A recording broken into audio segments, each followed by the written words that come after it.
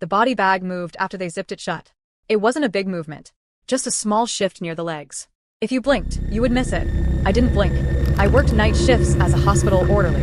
I moved patients, cleaned rooms, pushed stretchers, and took bodies to the morgue. After a while, death stopped feeling shocking. It became quiet, heavy, normal. That night, a woman was brought in after a bad car crash. She came in alone. No phone, no wallet, no one calling her name. She looked like she had been crying before the accident. Her face was swollen, but not broken. They worked on her for a long time. Chest compressions, shocks, shouting numbers, then silence. The doctor checked her pulse and shook his head. Time of death was called. A nurse covered her face. I was told to take her downstairs. In the elevator, it was just me and the body. The lights hummed. The doors closed too slowly. I watched the monitor lines stay flat. In the morgue, the doctor checked again. No heartbeat, no breath, cold skin. He signed the papers. We lifted her into the bag. When the zipper reached her chest, her foot moved. Just once. I stopped breathing. I said, "Did you see that?" The doctor didn't look up. He said nerves fire after death, that bodies do strange things. He told me not to worry. I didn't argue. You don't argue with doctors when you're just the guy pushing the cart. We zipped the bag shut and slid her into the cooler. I went home when my shift ended, but I didn't sleep.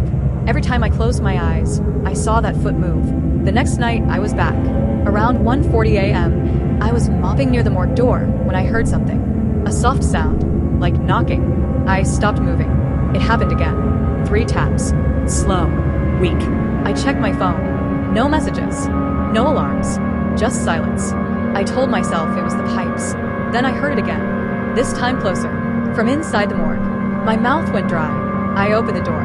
Cold air rushed out. The lights were already on. Everything looked normal. I walked past the metal drawers, counting my steps. When I reached hers, my chest felt tight. The drawer was open. Not all the way. Just a few inches.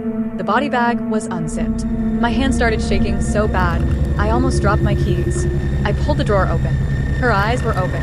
Wide. She was staring straight up, mouth open like she was trying to scream, but couldn't. Tears ran from the corners of her eyes, freezing against her temples. I stumbled back and yelled for help. When the staff rushed in, she wasn't moving. No pulse. No breathing. Again. This time, the doctor looked nervous. He checked everything twice. He didn't explain much. He just said sometimes the brain takes longer to shut down. They changed the paperwork. They told us not to talk about it. I quit 2 weeks later. Months passed. I tried to forget. Then I saw a news story about a woman who woke up during her funeral in another city. Same hospital chain. Same excuse. I still think about that morgue. How cold it was. How quiet. And how long she must have been awake in the dark, trying to make noise. Because that knocking wasn't loud. You had to be listening to hear it. Please click the subscribe button for more of my stories.